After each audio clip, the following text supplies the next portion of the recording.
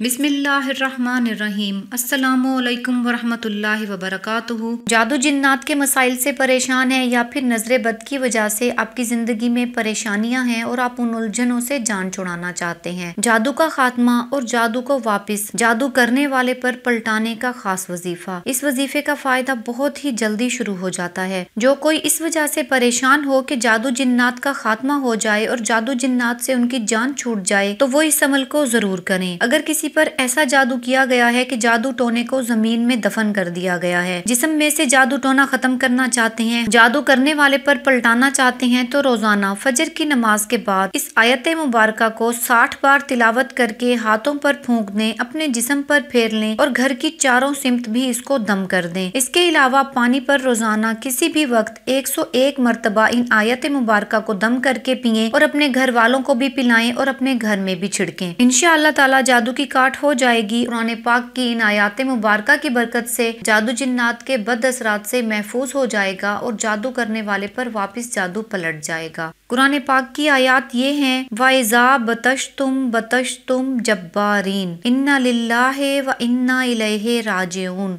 इन आयात मुबारका को अपने मकसद के हसूल तक पढ़ते रहें। इंशाअल्लाह ताला जादू टोने से आपकी जान छूट जाएगी।